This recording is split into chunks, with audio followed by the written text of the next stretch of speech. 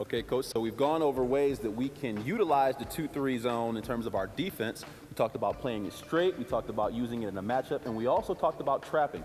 Now, whether or not you utilize the 2-3 zone, at some point you're definitely going to see it. So let's talk a little bit about how you would attack the 2-3 zone. And I'll go back again. If we divide the court into layers, I think this top layer is the weakness because they're asking two players to cover a whole lot of space. So from an offensive standpoint, we want to attack this top layer and see if we can outnumber them. If we can put 3 or maybe even 4 guys above the hash mark in the lane, up around the foul line area and extended. That way, we think we can at least be able to get a wide open outside shot. Now, as the defense spreads, if they have to come out wider to take away our shooters, then that's going to open up some areas for our post players, and then maybe we can get some layups. Let's see if we're able to do that. Coach, the 2-3 seems like a pretty elementary defense. It doesn't seem to be too much to it. Why does it cause so many problems for teams in terms of the attack? Because you know you can penetrate, you can also move the ball, but why do teams get so hung up in this defense?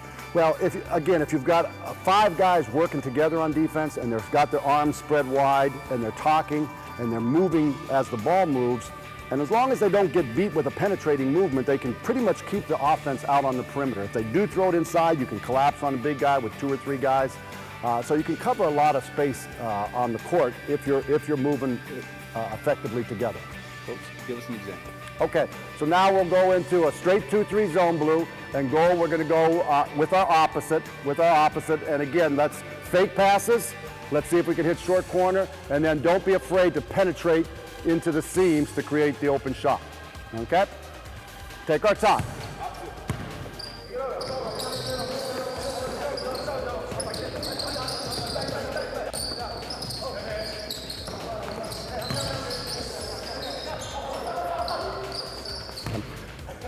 If it was that easy every time.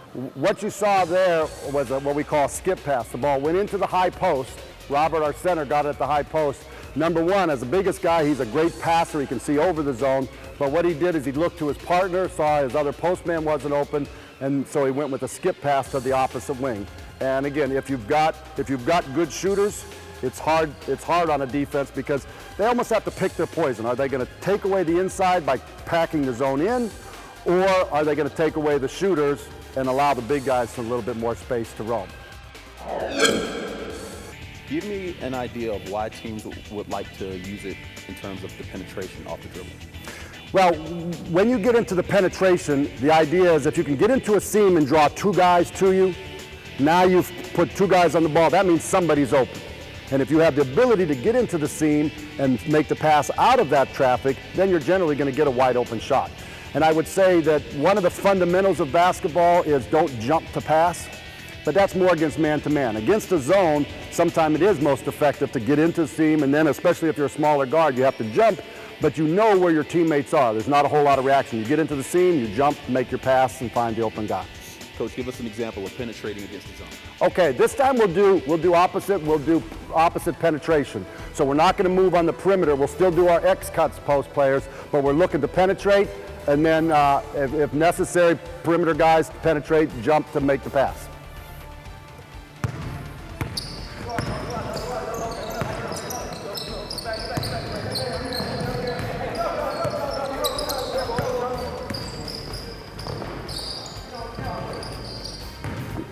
So right there, we saw definitely able to get in a little bit low of a pass, but definitely saw the idea, which is to draw the defense and then drop it down for his big man. Correct. What we didn't get good penetration from our wings.